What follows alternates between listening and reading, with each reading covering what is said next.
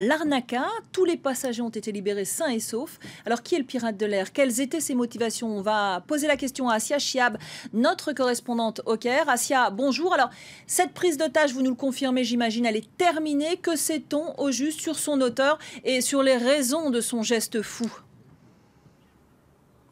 Alors, il y a eu beaucoup de confusion et il y a toujours actuellement beaucoup de confusion, comme il y a eu beaucoup d'informations contradictoires tout au long de cette prise d'otage qui a duré depuis ce matin et qui est à présent terminée. Le preneur d'otage, qui est un ressortissant égyptien du nom de Saif el-Din Mustafa, a été arrêté. Et en fait, le dénouement, il y a eu le dénouement dans la dernière demi-heure, puisqu'il restait encore à bord 7 passagers et membres d'équipage, et on les a vus sortir ces dernières minutes par les escaliers. Un homme a même sauté depuis le cockpit. Donc tous les passagers et membres d'équipage, qui étaient 65 à l'origine, ont été libérés, mais on attend maintenant plus d'explications sur les motivations de cet homme, qui sont toujours peu claires à l'heure qu'il est. Le ministère égyptien des Affaires intérieures, le ministre égyptien de l'Intérieur a déclaré que c'était pour des raisons personnelles,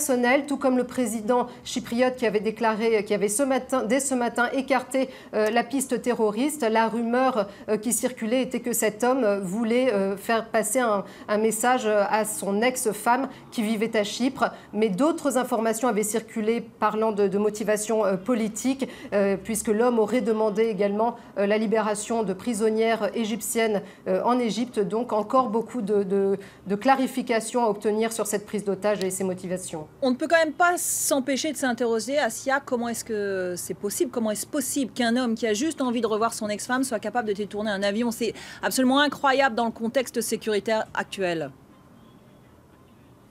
Oui, absolument. Et l'autre élément qu'il faudra clarifier, bien sûr, en priorité, c'est est-ce que cet homme était réellement en possession d'explosifs? C'est comme ça qu'il a réussi à faire détourner cet avion. Il a menacé de faire exploser une ceinture d'explosifs qu'il porterait, qu'il disait porter sur lui. C'est sur cette base que le pilote a demandé à atterrir à l'aéroport de Larnaca. Alors, bien sûr, maintenant, il s'agit de savoir si effectivement cet homme portait ou non des explosifs ou une fausse ceinture d'explosifs. Dans tous les cas, cette procédure de sécurité sera à revoir, et c'est effectivement très inquiétant dans la mesure où il y a 5 mois à peine, eh bien, les Égyptiens l'ont encore à l'esprit, un avion russe explosé dans le ciel au-dessus du Sinaï et ses 224 passagers à bord ont péri à cause d'un engin explosif qui avait pu être introduit à bord de l'appareil. Mais a priori, officiellement, les mesures de sécurité ont été renforcées dans tous les aéroports égyptiens.